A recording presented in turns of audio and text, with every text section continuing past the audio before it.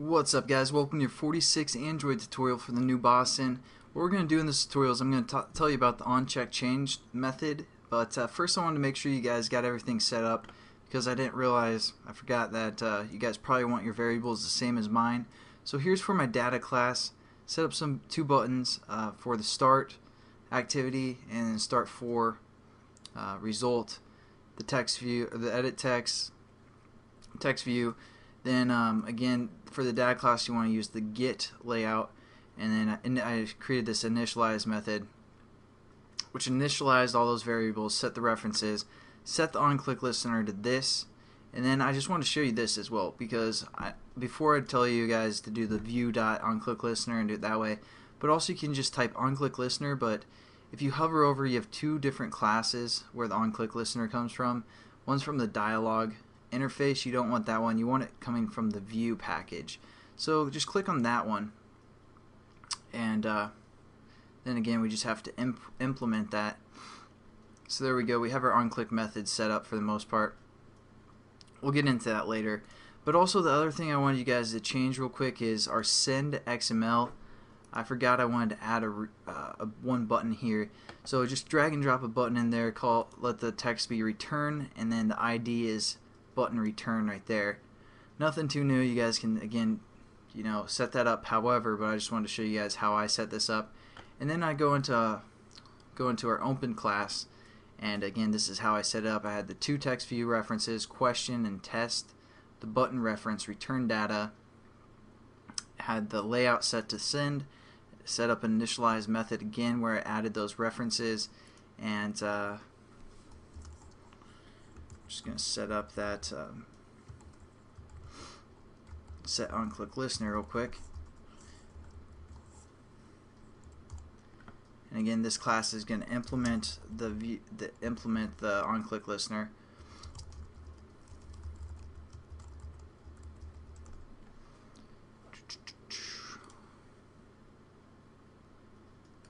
So there we go. We have the basic setup.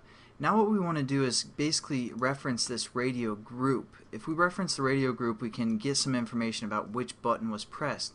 So what we're going to do is we're going to set up a global variable. Whoops. It's the menu class, don't worry about that.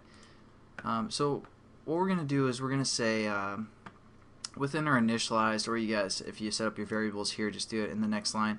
But what we're going to say is radio group that we can use within different methods. So radio group, and we're going to call this RG for radio group, or we'll say selection list, something like that.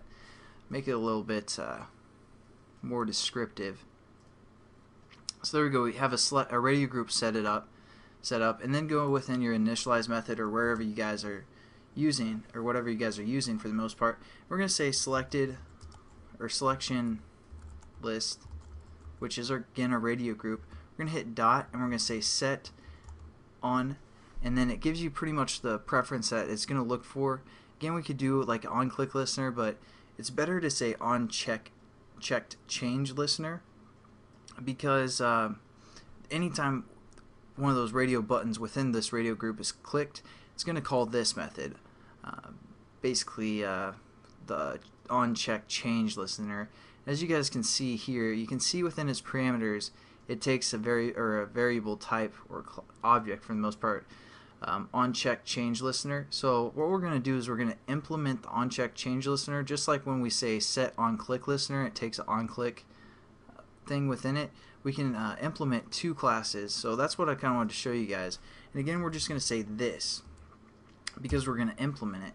So how you implement two classes is just hit comma, and then do OnCheckedChangeListener, because again this is a class name that this set OnCheckedChangeListener is looking for. So all we got to do is hover over it and say import, and again we have two options. We want to import it from the radio group class, so select that one, and again we have to use the methods every time we implement something, so add unimplemented methods.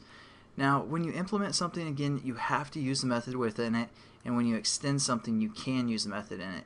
But the thing is, you can only extend one class, so I couldn't do like another class here or something. But you can implement more than one class, so that's nice. That's kind of a difference between implementing and extending as well. So basically, when we scroll down, this is for our button that we have, that return button that we set up, and this is for a radio group. And at any time one of those radio buttons is selected, it's going to tell us what group it's from, and also basically the ID of which button was selected.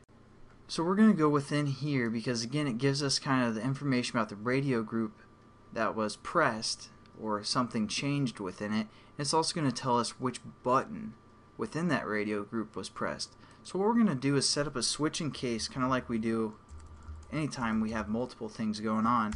And it's pretty simple. All we're going to do is say pass in the second argument called arg1. And this is going to give us pretty much the button that's pressed, or the ID of the button. So now what our cases are going to be is just the IDs of those buttons. So we're going to say case, and then r.id. R crazy. What was our top answer? Top one was crazy. And then we're going to just set this up for the most part. Copy and paste this twice because we had two buttons, and then change this from R crazy to R sexy and R both. Then Control Shift F for format. You can do that in Java as well. So again, it's giving us the ID of the button, and then if we're looking for this individual button, it's going to set that up. So there we go. We basically have our class set up for the most part. We'll break it down a little bit more in the next tutorial. So I'll catch you guys then, and hope you have a good day.